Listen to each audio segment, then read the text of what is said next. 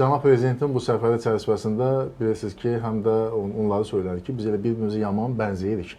Elə ərazimiz də oxşar, əhalimizin sayı da elə oxşar, dənizlərə, açıq dənizlərə çıxmama baxımından da oxşar, həm də faciələrimiz baxımından da oxşarıq, qonşular baxımından yarımamışıq. Müharibə vəziyyətində olmaq baxımından biz Rusiya ilə müharibənin bir tərəfindən qonşuyuz, siz Ukrayna ilə qonşusunuz. Yəni bu qədər oxşarlıqlar var.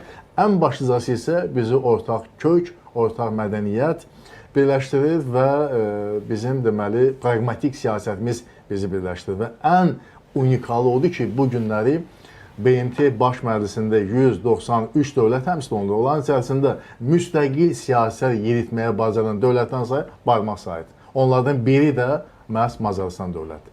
Macarıstan siyasi liderinin Avropa Parlamentinin, Avropa İttifaqının nə qədər təzyiqlərin olduğunu biz gözəl bilirik. Təxminən neçə ölkə müstəqil siyasət yürüdə bilir? Təxminən. Yəni mənə elə gəlir ki, əlin 10 barmağı var və elə o qədər. Üçü də onun türk dövlətidir. Bu yaxşıdır. Yəni Türkiyə, Azərbaycan və Macarıstan. Azərbaycan, mən yeri gəlmişkən, mən Macarıstanla da parlament dostluq qrupunun üzvü olduğundan, orada hörmətli bizim spikerin sahibi xanımla da biz orada səfərdə olmuşuq və biz o canlı təmas və ünsiyyət fonunda görmüşük ki, bizə münasibət necə yüksək səviyyədədir. Biləndə Azərbaycandan gəlmirsən, necə hörmətlə, diqqətlə yanaşırlar və sanki bir soydaşlarını görürlər kimi bir vəziyyət formalaşır. Rumıniyadan fərqli olaraq. Və bu da təsadüfi deyil də, bu birincisi dövlət siyasətidir. Dostluq, amma belə də, yəni bizi elə də çox istəmirlər Macarlar kimi. Bir də bilirsiniz, Elçimən, bu beynəlxalq siyasətdə bir şey var, liderlər də bir-birini o halda bəyənirlər ki, bir lider xarizmalıdır, müstəqil siyasət yerinə yetirir, təzyiqlərə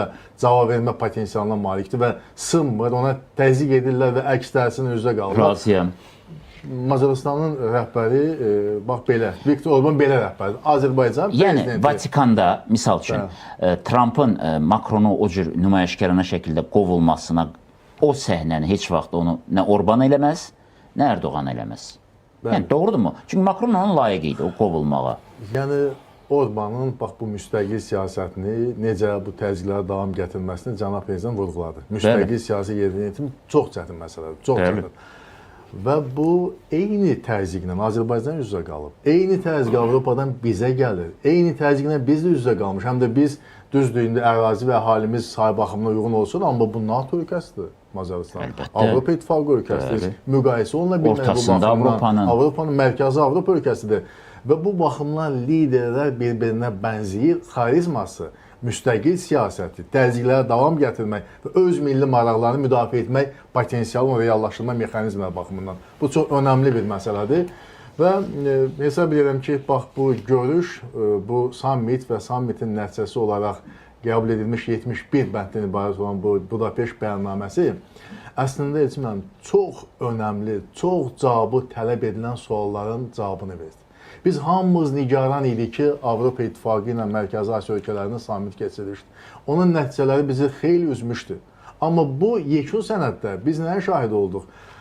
Şimali Kipr Türk Cümhuriyyətinin adı çəkilir. Onun Türkçə bu birliyə verdiyi töhfə vurğulanır. Bunlar hamısı birisi sabah baş verə biləcək addımlar üçün işarələrdir.